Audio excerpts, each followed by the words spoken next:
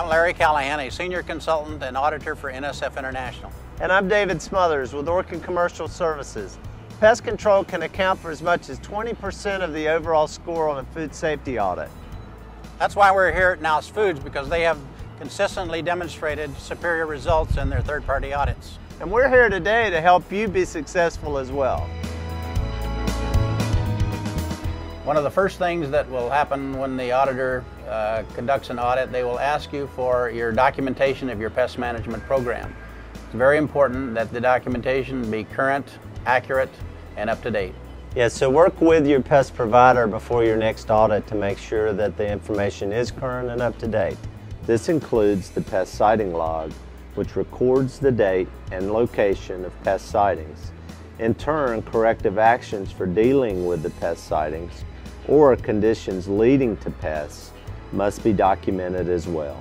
Since the very nature of food processing makes it important to be sensitive to chemicals being used in the facility, the auditor will want to verify the usage of chemicals, observing the usage log, and will also want to review the service report to determine if chemicals that are used meet regulatory requirements and have the necessary MSDS information that's required. Make sure your pest management provider provides up-to-date licensing and certification for the documentation in the logbook, as well as an updated pesticide usage log. Using an electronic data gathering system can help you quickly pull reports as far as trend analysis or pesticide usage logs for the auditor at the time of the audit. As an auditor, I review the documentation in the pest management program and ensure that that's exactly what's happening out on the plant floor. It's very easy to lose points if the information is not correct. An example would be the pest control maps showing where the devices are located. It's very important that that is up to date and accurate. You really want to work together with your pest provider to make sure that they are in the inspection process, they're reviewing food, water, and harborage points so that we can eliminate those conditions for pest activity.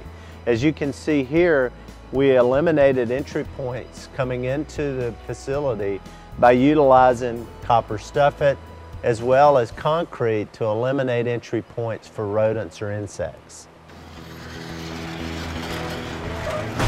Other areas of the plant that can provide entry into the facility is outside doors and dock doors. Dock doors presents a problem that the plant can get points taken off because the seal at the bottom of the door is not well placed, and the seals on the dock plates are not in place.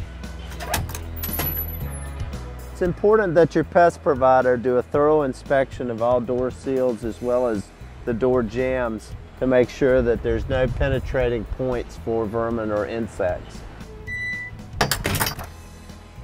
In the trash compactor area, the auditor would be interested in looking for things that might attract pests.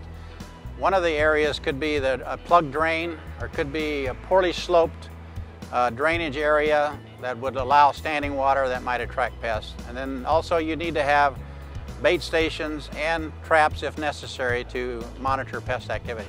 And you can see that this plant has done an excellent job of maintaining this area free and clear of food and debris.